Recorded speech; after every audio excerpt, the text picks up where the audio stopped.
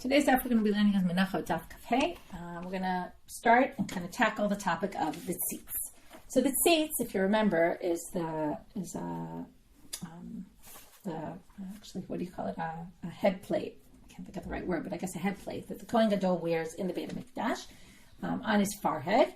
We're going to read the pasuk right now, and we'll explain. We're going to see what it says in the pasuk and what it doesn't. Okay, if I asked you, if you've learned already about the tzitz, we know that the tzitz atones for, the whole purpose the Kohen Gadol wears it. There's actually a debate whether the Kohen Gadol actually has to be wearing it for it to work, or it works even if the Kohen Gadol isn't wearing it.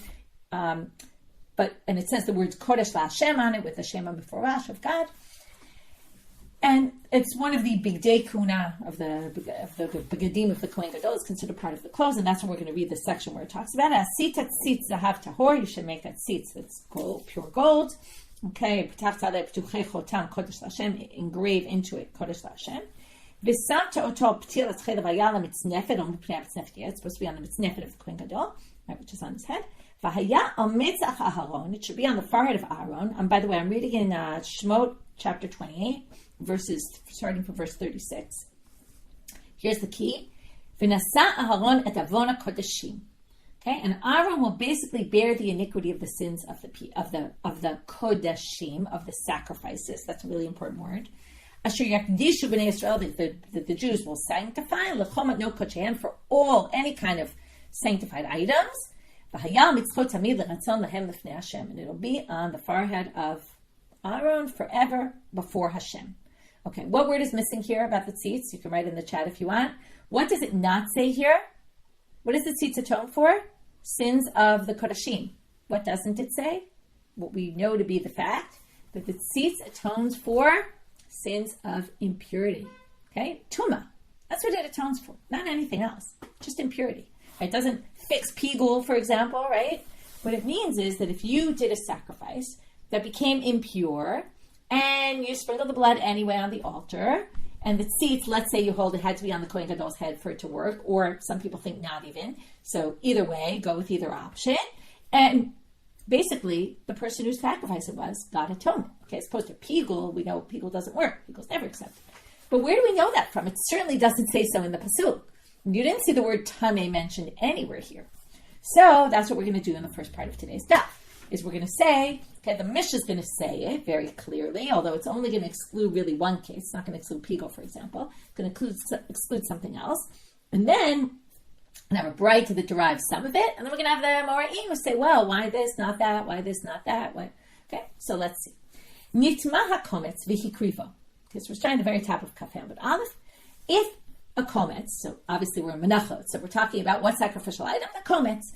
If the kometz is impure, and hikrivo, and someone sacrifices it anyway. Now that makes it sound like you're not really supposed to sacrifice it. Hatzitz meratzeh. The tzitz atones for it. Now I see, Terry, you're asking, that's a really big question. How does the tzitz work? Is this magic? Is this, right? Like, what exactly is the deal? So we're not going to exactly get to that answer. Luckily, Alana Steinhain in Din and Daf today, which went up, I think it just went up, really discusses this idea of the tzitz and how does it work, and different approaches to it, which she admittedly says, and what I'm going to also say, which is nobody really knows, first of all, how it works. Okay, is it magic, right? That's a whole separate question, but perhaps we can find some hints in the things that we're learning, okay? And I think you'll get one hint to that answer, not really how, okay? How is a whole different question, but the idea that there is this opportunity to atone for impurity, okay, which we know from somewhere else, and that's what the Gemara is going to say, right? We know that there's tum'ah b'tzibur, right? There's already a dispensation for impurity in the temple, and that's why we're going to see, if it was magic, then theoretically it would fix anything. So I think like what we're getting at here is, what exactly is this fixing? Why is this fixable, and other things aren't? And in addition, we're going to see, and this is why Alana admittedly says, like, it's not really clear.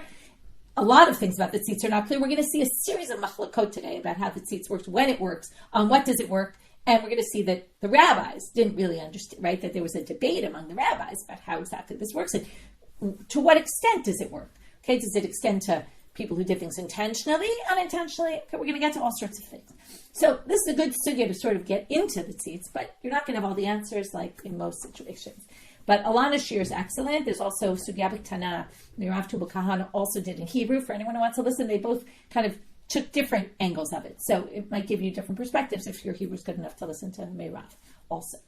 Okay, now, and what Alana does is she gives you some different perspectives in the Rishonim and like later, and even Achronim, to kind of see how do people understand this.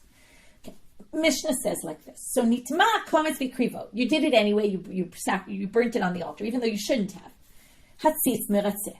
Okay, so it sounds like the tzitz is going to atone for something of impurity that you anyway went ahead with. Now, right, if you don't burn it on the altar, of course you didn't fulfill your obligation. But now we're going to say the owner of that mincha fulfilled their obligation because the tzitz atoned for the fact that this was burned with impurity on the altar.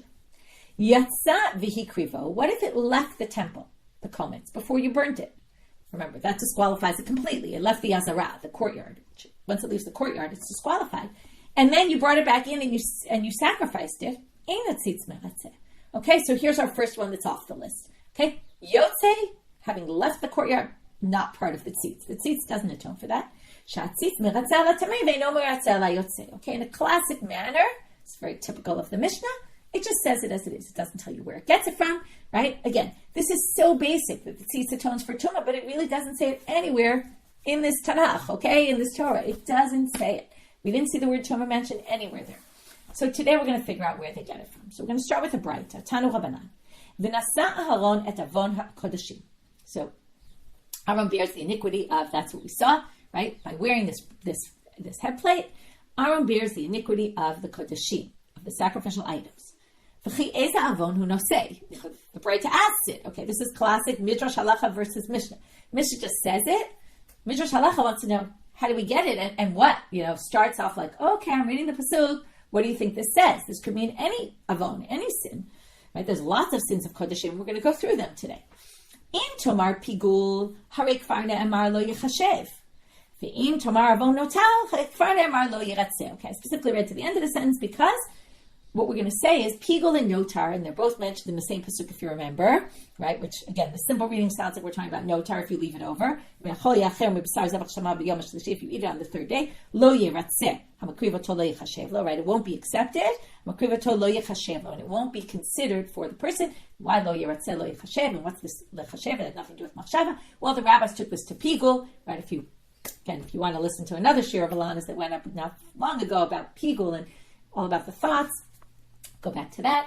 How we got from piggul, right? She does a whole thing, how they got from piggul, from this pasuk to piggul, where it's not really talking about machshava other than this reference to lo yichashev. Anyway, the point being, the word lo yichashev will not be considered for him. Lo yiratzeh will not be accepted. So what do you see here? These korbanot are never accepted. So while you might say avona kodashim is a term that could theoretically include all kinds of sins, these cases of piggul and notar have a word that makes it, each one has its own word that makes it very clear. Right? We learned this in Zvachim, that lo yiratzeh is a reference to notar, and lo yichashev is a reference to piggul. It makes it very clear that these are never accepted. So you mess up a korban in that way, no tzitz is going to be meratzeh for you. Okay? Because it says it won't, right? Again, this isn't necessarily referring to the tzitz. It's just saying piggul can never be accepted. Notar can never be accepted. So if you say that, no, this won't help you. Ha'ino nosei ela avon tum'ah. So now, if not those two, okay, now this braita sounds like there's only option of three.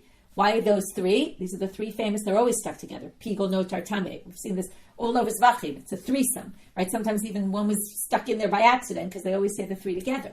So as opposed to our Mishnah, which was comparing tameh and yotzei, which we'll get back to, but this braita is talking about piggul, notar, and tameh. Of the three, which one is it? Right? Theoretically, it could have been all three, but no, because piggul and notar each have their own pasuk, which excludes it. What's left? Tum'ah. But it's not enough to just say tum'ah is left, because there are other disqualifications. So comes the braita and says, what's unique about tum'ah? And this is what I mentioned before. Tum'ah, hutra, b'tzibur, basically. Okay? Hutra, michala, b'tzibur. There are cases where we allow tum'ah, right? We know there's tum'ah. We allow it anyway. We even not only say, well, you shouldn't do it, but if you did it anyway, the tzitz will atone for you. We go even farther. We say if it's a communal offering, that the majority of the people are impure, the majority of the Kohanim are impure, right? It can be completely accepted. So because tum'ah hutra b'tzibur, okay, for communal offerings, for a majority of the people being impure, right? That's a blanket heter for tum'ah. We see that tum'ah is, either we call it less severe, or we just say that there's opportunities for tum'ah to be accepted on the altar. So it must be the tzitz must atone for that. Okay, that seems simple. What's the problem? Well, they didn't address yotzei. They didn't address some of the other disqualifications. Avonot that there are. We're going to go through them now. And not only that, but Matkifla Rabbi Zera. Rabbi Zera comes and throws a question here and says, wait a minute. Ema avon yotzei shutar michalo b'bama. If the whole criteria is, well, there's cases where this is accepted, also yotzei, there's cases where it's accepted. And by the way, the themes of this daf really are themes that we saw, right? These kind of questions. Oh, this one is qualified by tum'ah or piggul, right? It was a heter. There's also a heter for yotzei, because in the bamot, it was a heter. We've been here before. So, what does it mean, hutra b'bama? In the time when there's no centralized temple, there is no disqualification of yotzei. So, maybe yotzei should be on this list of the tzitz is meratzeh. If that's the whole reason why tum'ah, well then add, right? It doesn't say only one.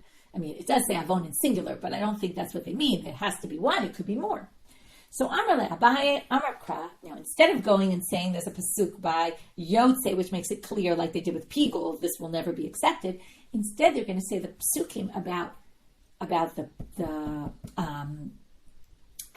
tzitz clearly exclude this. Okay, so I wanted to just set up, because when we finish this side of the daf, this Amud Aleph, we're going to see that there were different methods. Okay, some were the psukim about the tzitz clearly excluded, and some are that the psukim about that disqualification clearly say this will never be accepted. So there's two kind of methods of going about it.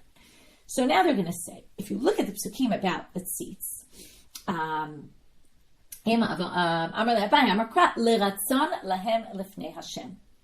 this will be l'ratzon lahem. In other words, if the tzitz is on the head of Aaron, it will allow their korbanot to be accepted before God. Now, what does it mean before God? Not yotzei, which is out of the azara, right? Where's God? Obviously, God is everywhere, but God's presence, we're talking about in the temple. We say l'fnei Hashem, we mean, right, in the courtyard, or even in the heichal, but near the heichal. Avon de l'fnei Hashem in, avon de yotzei lo. So the words of l'fnei Hashem come to exclude yotzei. So yotzei is out because of the pasukim about the tzitz. Okay, second difficulty. If again, tum'ah hutra michalabitzi, we're the special dispensation for tum'ah. Matkifla Rabbi Ilah. Ema avon small. Shutar michalo b'yom kippurim. Okay, we've been through this before. Kohen's supposed to do everything with their right hand. Let's say they do it with their left. Maybe we'll say that tzitz atones for that, and the korban's accepted anyway. How do we know this? Because again, there's a heter. What's the heter? On Yom Kippur, remember the Kohen Gadol goes into the Kodesh Kodashim. He can't possibly hold both the coals in the pan and the hot coals and the cup, the spoonful of incense. So he has to put the spoon with incense in his left hand. So what do you see? There's a heter for small. So maybe we'll say when the Kohen does it with the wrong hand, that will be accepted by the tzitz. So Amar Labai, again, we're going to go with the same as previous. We're going to say there's something in the psukim about specifically the tzitz that excludes this. That's what we're going to have two answers. Amar Labai, Amar Kra, avon. Avon shahayab. Oh, sorry, right. Avon. So he says the pasuk says avon. It's going to atone for the avon kodashim. He's going to say avon shahayab udchitiv. It has to be that there was some sort of sin and then it was pushed off. Right now, la'afuke yom kippurim. He says, what's the idea here? Tum'ah we're going to allow because there's some other place where something's tamei, really not permitted, but we're going to allow it anyway. But la'afuke yom kippurim yachshev b'smolu. Yom Kippurim, the ideal way to do it is do it in your left hand, right? It never says in the Torah, go bring your korbanot when you're tamei. Okay, it never says that. But it does say, bring it in the left hand, okay, or it's clear that he has to bring it in the left hand. That's the way to do it. That's not a case where we're going to say, oh, it's forbidden, but it somehow got permitted, okay? That's not the same thing, so this is an irrelevant point, and we're going to push that aside, that small, for that reason. Right? Now, Rav Ashi Omio Amal, he gives a different reason why small. He says, notice what it said in the pasuk. What does the tzitz come to atone for? Avon hakodashim, the sin of disqualified sacrificial items. That's what kodashim, or sacrificial items. Now, what's the psul of small? It's not that there's a problem with the korban. There's a problem with the person who did the korban. They made a mistake. Now, it doesn't say lo avon hamakdishim. It doesn't say the sin of the people. It says the sin of this. Right, the problems in the sacrifice. Small is doing it with the wrong hand. That's the problem in the Kohen. That's not referenced in the pasuk at all. So each of them, for a different reason, excluded from the pasukim, from the tzitz. So we have two, the piggul and notar, because they specifically have a pasuk that says these will never be accepted.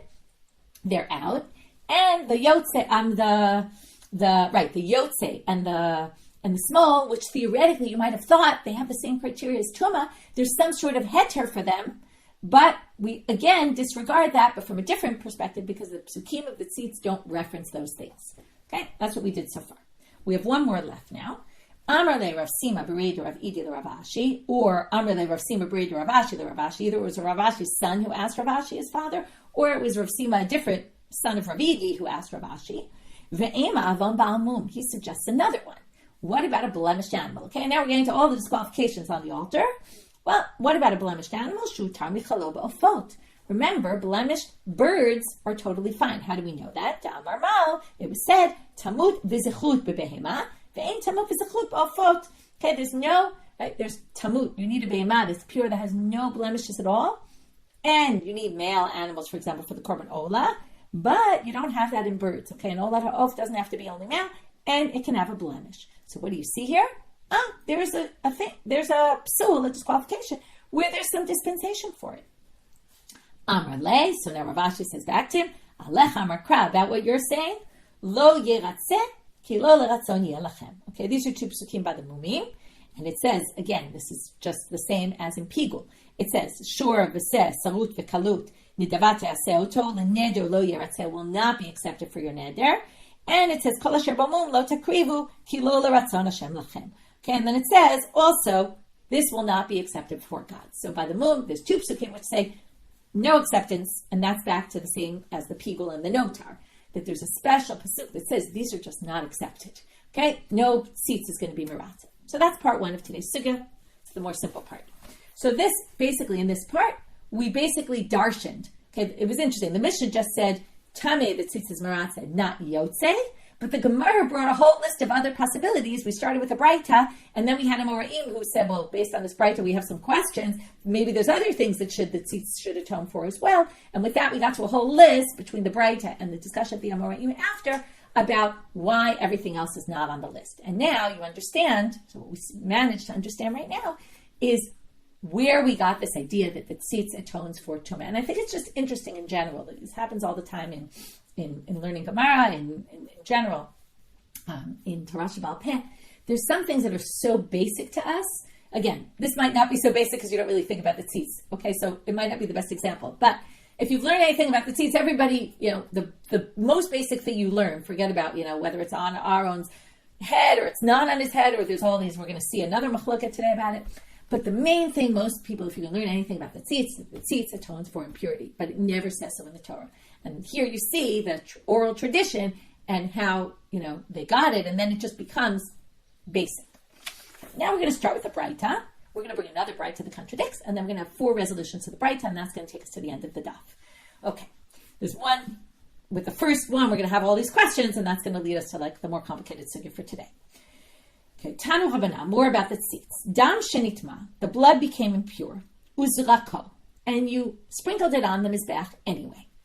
Okay, now, b'shogeg hortzeh, b'shogeg hortzah, b'mezid lo hortzah. If it was done unintentionally, then the tzitz atones.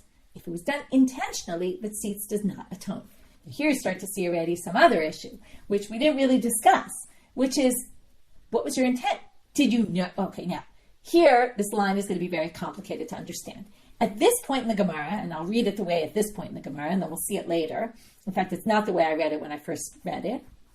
At this point in the Gemara, although I was learning with my husband, and he read it the other way, so it's just interesting to read. I don't know how you read it. What's shogeg? What's mezid? Okay, think about it for yourself for a quick minute before I tell you what the Gemara is going to think. But what was done by shogeg? What was done by mezid? Okay, think for yourself. Think what you think it is. Okay, I'm going to read it again. Dam shenitma uzrako, the blood that was impure, and then you sprinkled it. B'shogeg, if now, I can't even translate this into Hebrew yet, into English, because I'm already going to be translating it one way. But in fact, I struggled with my summary, how to write this, but if unintentionally, it's accepted. If intentionally, it's not accepted. Now, what does this mean?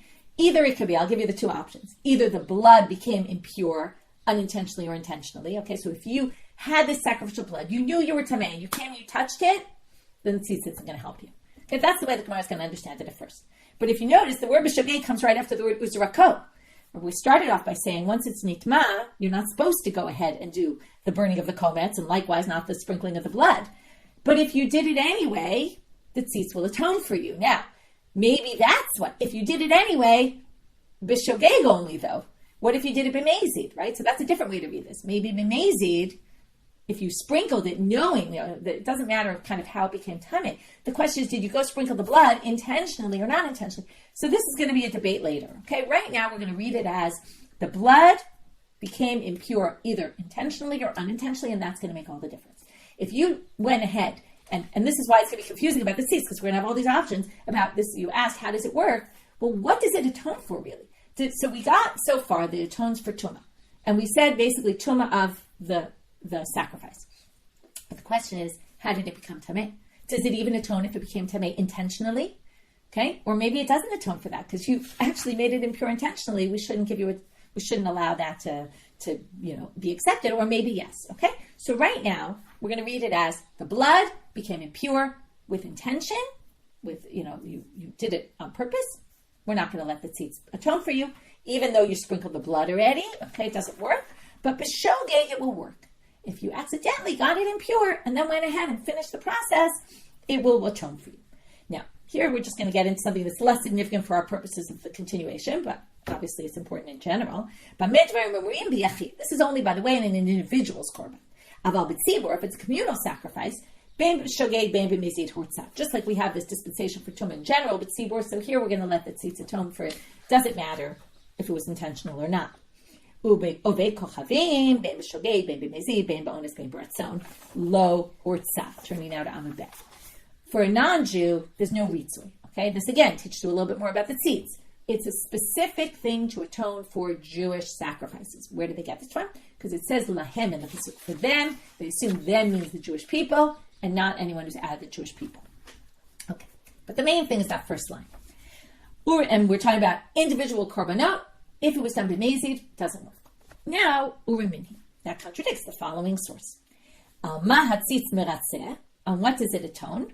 Al hadam, va'al basal, va'al chelev shenitma. Okay, difference number one. This isn't what the Gemara is bringing it for, but it's important to highlight this right now because it's going to play a significant role later. In the first source, it was talking about blood. This source talks not only about blood, also about meat, and also about chelev. Chelev is in the same category as dam because both are burnt on the altar. But meat is different because meat gets eaten.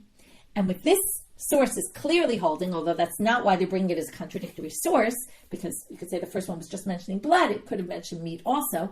But this clearly says, and again, this is a source of debate that we're going to see soon, that the tzitz atones even for food. You might have thought of Ona Kodashim, maybe only things that are going on the altar, like the blood and the chelev, to allow them to go on the altar, okay? Or to say, if they already went on the altar, we'll say it's accepted, okay? But, right, that really depends on whether you say the zrika was b'shogeg or b'mezid, okay? But maybe not on meat, okay? So this seems to say that the tzitz is going to atone for meat also, okay? Now, so amah tzitz meratzeh. So dam basar chelev shenitma, bein b'shogeg, bein b'mezid, bein ba'ones, bein b'ratzon, bein b'yachi, bein b'tzibur. Okay, this braita says doesn't matter, individual or not. It doesn't matter if it was done intentionally or unintentionally. Now here, notice the word zrako is missing. So you can't really explain this, that it's talking about the sprinkling was done intentionally or unintentionally. Here it seems pretty clear, although we'll see later, maybe someone else thinks otherwise. But it seems pretty clear that we're talking about what's the only verb there is nitma, became impure, or, right? So that would be, it doesn't matter if it became impure intentionally or unintentionally, it's accepted, the tzitz is meratzeh. So we have one source that says, and this is why I said the Gemara right now assumes, source number one was talking about blood becoming impure intentionally or unintentionally. And there it said only if it was unintentional, but not if it was intentional. Then the tzitz won't atone. And this one says the tzitz atones. So very simply, we have the tzitz atones for mezid versus the tzitz doesn't atone for mezid. So now, I'm Rav Yosef lo kasha, ha Rabbi Yossi, ha Rabbanan. Rav Yosef has a simple answer, which is not going to be so simple, but right now it sounds very simple. Oh, these are two different Tannaitic opinions. One matches the rabbi's position, one matches Rabbi Yosef's position. Okay, in what? We're going to see that right now. Okay, in a case of truma. Okay, let's see. Titania. Ein tormim min hatamei ala tahol. If you have impure produce and pure produce, you can't say I'm going to take from the impure produce and give that to the Kohen or to the Levi, right? You can't do that or really they're talking about truma here, can't take it in from the impure produce and say that's going to permit my pure produce. Okay, we've seen many cases where two different types of things, right, whether different types of fruits, but also different status, right, it doesn't work. So now, the taram, but if you did it, b'shogeg trumatot truma, b'mezid ein trumatot truma. Okay, now the fact is, you shouldn't do this, and this also really comes from, like you can't take mina ra'ala yafa. Okay, you can't take your bad ones, rotten ones, and give those to the Kohen. You also can't take your impure ones and give them to the Kohen. But if you did it, it actually is effective. So comes the Tanakhama and says it's true. It's effective, but we're going to penalize you if you intentionally did it, okay? If you didn't realize they were tameh and you did it, fine, we'll say it works. No problem. But if you did it intentionally and you wanted to give the Kohen the tameh stuff, right? First of all, tameh truma is a problem. You have to burn it.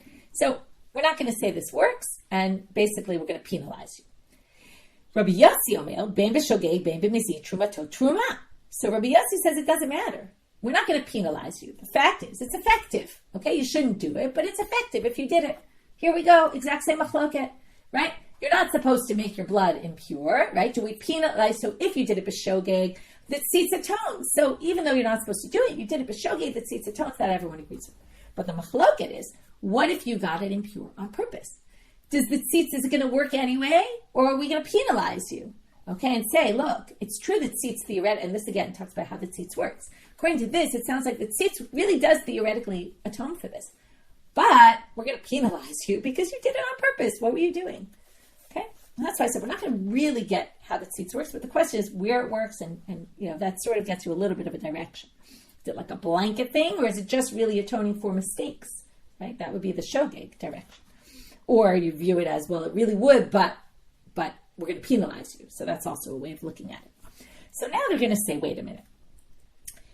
There's a problem because this braita, just to mention, okay, this braita differs from the first braita in two ways. And I've already said this, but let's clarify. The reason the Gemara brought it was because it disagrees specifically about mezid, right?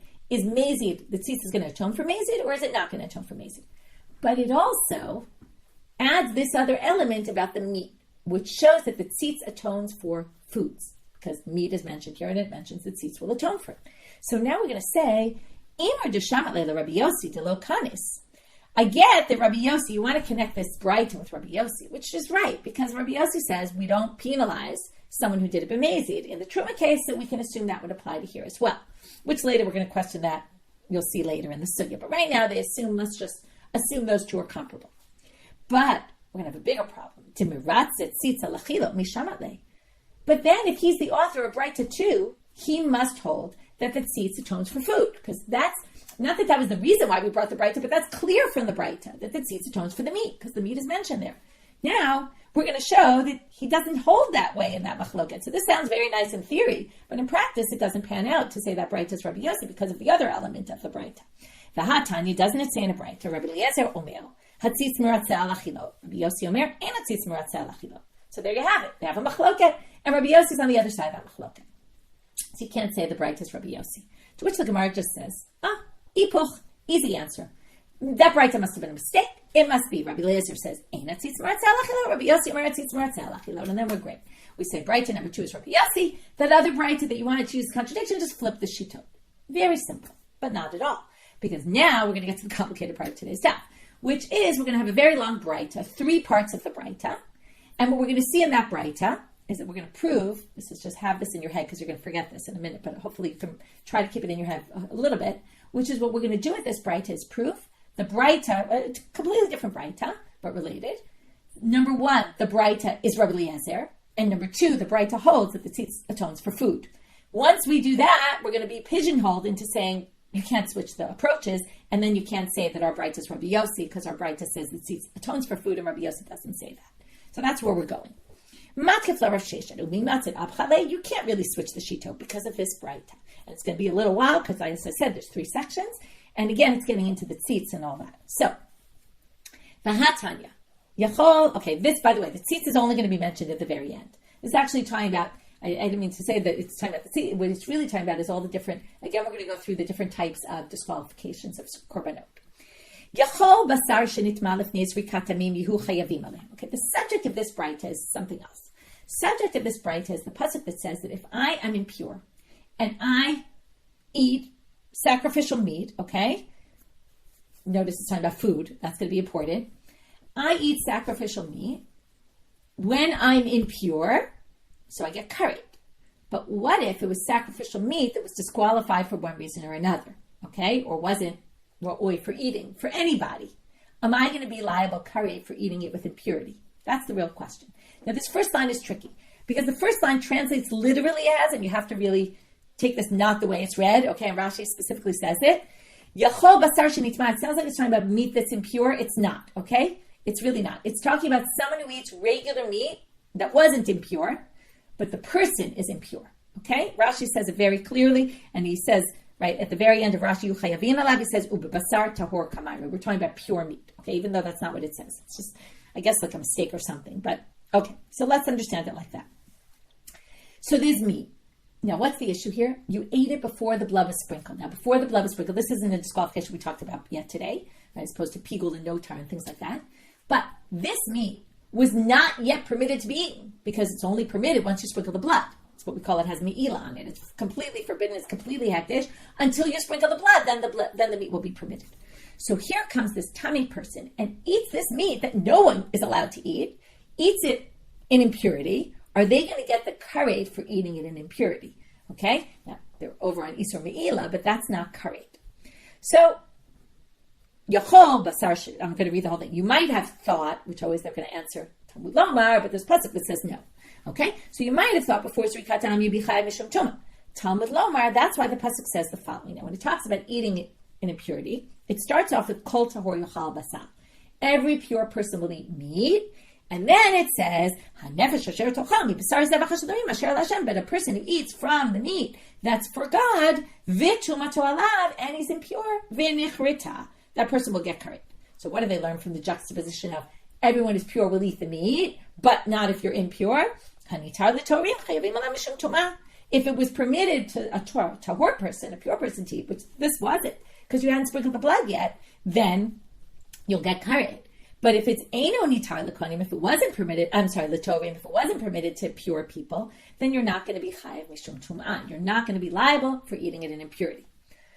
That was section 1. Section 1 basically says, if you do it before, if you ate while you're impure, you ate this meat before it was even yotzei to be eaten by pure people, you're not going to get karet. Okay, now the Gemara suggests, wait a minute, maybe there's a different way to learn this juxtaposition. Maybe it's coming to say something else. Maybe it's all about things that can be eaten by tahor people, not that it was permitted. Now, what's the difference? We're going to see in a minute. It's only things that were permitted to be eaten by pure people, as opposed to things that weren't permitted to be eaten by pure people. So, what would we exclude then? Well,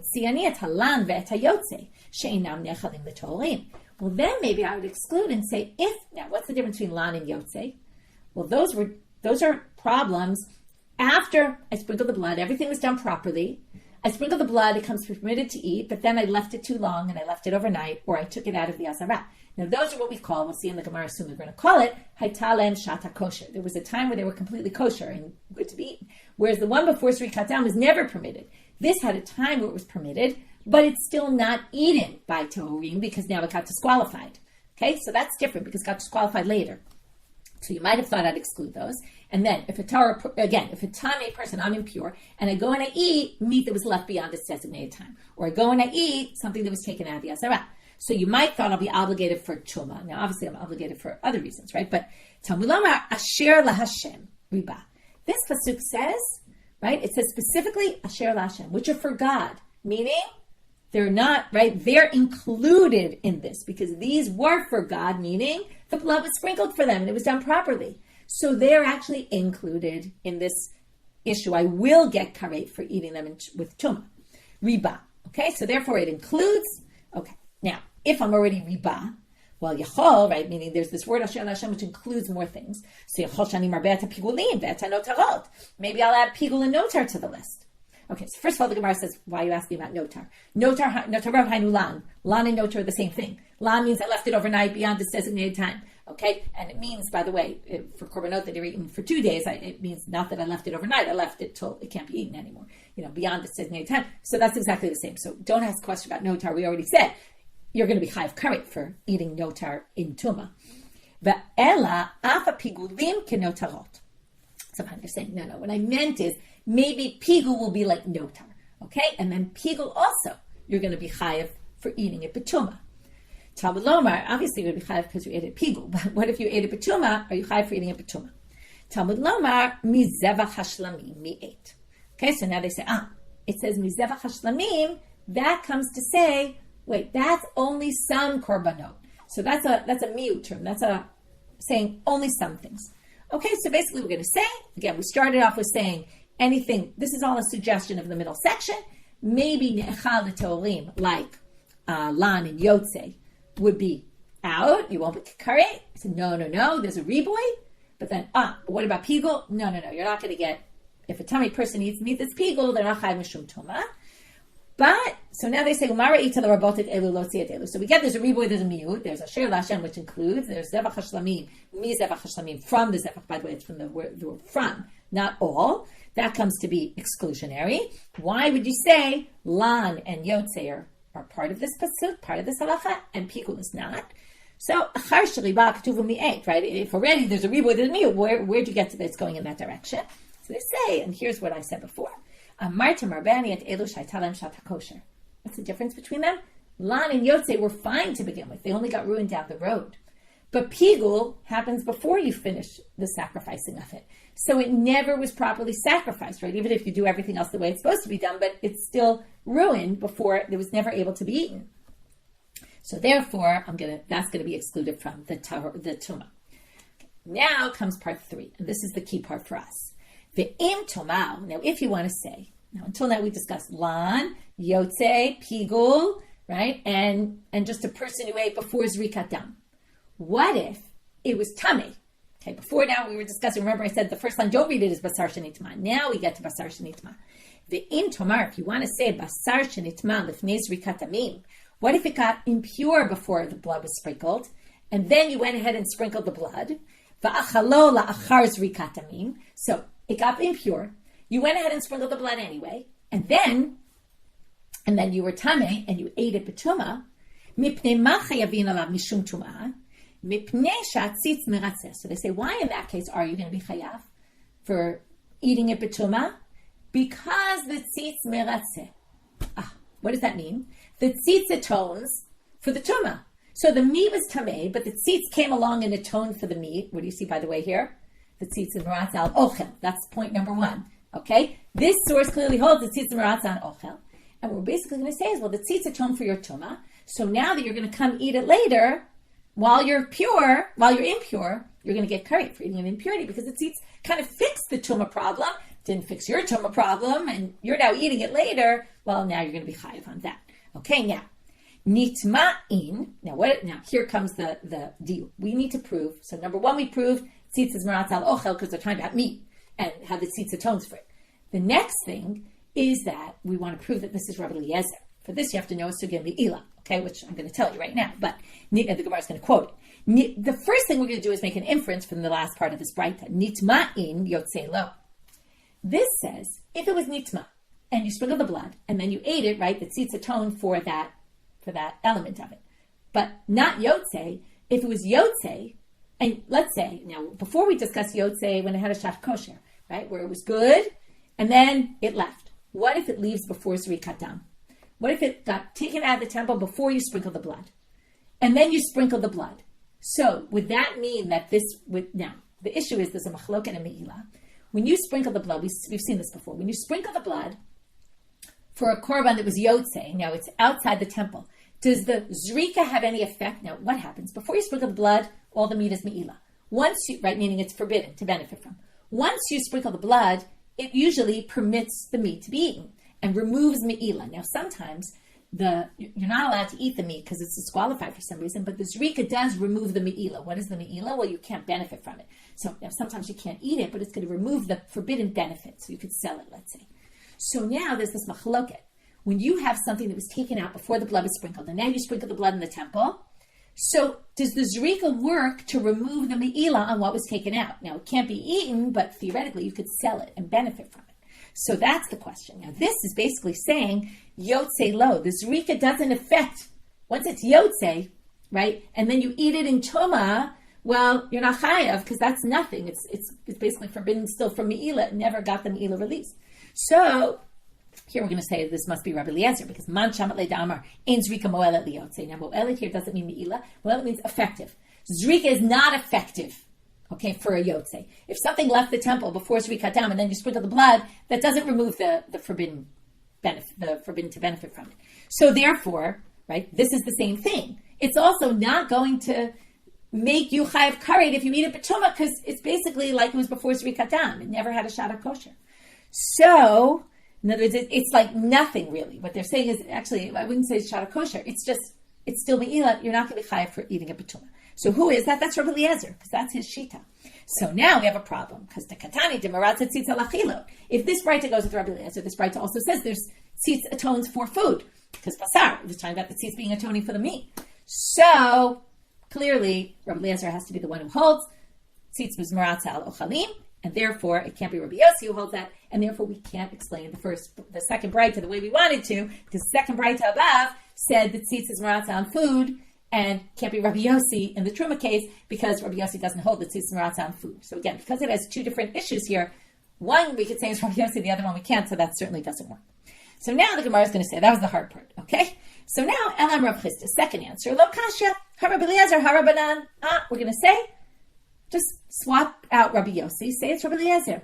Because Rabbi Eliezer holds tzitz maratza al ochel, so that's going to work perfectly. So Gemara says, okay, wait a minute. Even to Shamalei Rabbi Eliezer, there's two issues here. We know Rabbi Eliezer holds the tzitz maratza al achilot, but the lo kanis mishamalei. How do we know that he doesn't hold that we're going to disqualify you and, if we're going to penalize you, or how do we know he holds that we're not going to penalize you if you did it intentionally, which is the other point the second braita made. So they say, oh yeah, in fact we do. He actually agrees with Rabbi Eliezer, agrees with Rabbi Yossi in the truma case. How do we know this? We're going to quote a braita. D'Tanya, Rabbi Eliezer Omer, bein b'shogeg, bein b'mezid, trumatot truma. There you have it. He says it by truma. Okay? So now it's perfect. We say, first braita is the rabbis, mezid no. Second braita is Rabbi Eliezer, mezid yes. Okay, mezid is fine. Tzitz is going to atone. But they say, wait a minute. Now, this is what I said before. Who says just because you say it by truma is kal yoter? It's a little more lenient than kodshim. But kodshim dechamir mishamale. Kodshim is much more severe. Maybe we won't allow it. How do we know kodshim is more severe? By the way, in tum'ah and tara, right? There's shlishi for truma. There's reviv for kodshim. It's definitely higher, right? It's sanctified. It's in the temple. So we won't necessarily know to say that. To which the Gemara has a great answer. If you say that, well, then who are we going to put it on? In other words, that braita matches nobody. We have no choice. He's the last guy, and we don't know whether he'd say truma also, whatever he says for truma, he'd say for kodshim. But if we don't say that, we've got no one to put this braita on. So that's our second answer. And the first answer didn't work, saying this is the rabbis, this is Rabbi Yossi. The second one does, this is the rabbis, this is Rabbi Eliezer. Now we're going to have two answers which are the flip of each other, which basically go back to how I started this section, which is Ravina Amar. Tum'ato, bein b'shogeg, bein b'mezid hortzah. The second source was talking about dam shenitma or basar shenitma or chedev shenitma. That the shogeg had to do with how did it become impure. It doesn't matter how it became impure, but mezid b'shogeg, that doesn't matter. The tzitz is going to atone for that, no matter what. But the zrikato, but if you go ahead and you're zorek on purpose, that's the first source. Zrikato b'shogeg hortzah b'mezid lo hortzah. Now they're going to read that first braita completely differently. Right? The way I said I thought I read it. Well, I read it when I first read it. Dam shenitma uzrako. And then if you sprinkle the blood b'shogeg, you didn't remember that you're not supposed to put tamei blood on the altar, or, right? Then, okay. But b'mezid, if you went ahead and did it on purpose, no, we're not going to let the tzitz be meratzeh. Again, this leads to all sorts of questions. How does the tzitz atone? What did you do wrong? What, right? So, okay. Now, that's answer number one. Rav Shila is going to flip it. Rav Shila is going to say zrikato bein b'shogeg bein b'mezid hortzah. Here we get the opposite approach.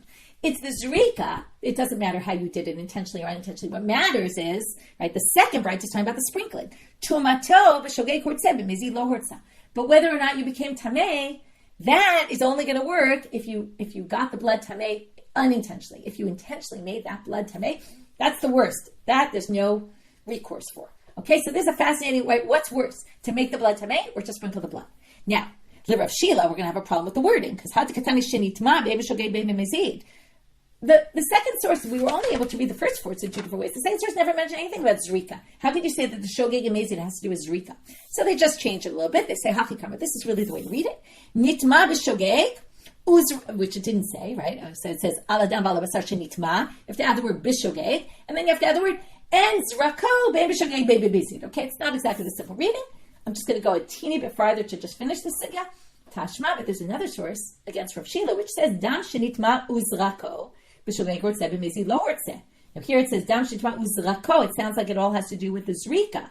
If the zrika is b'shogeg, it works. If the zrika is b'mezid, it doesn't work. But again, he just switches the wording. He says hachikama dam shenitma uzrako ben b'shogeg ben b'mezid. Now he adds some words here.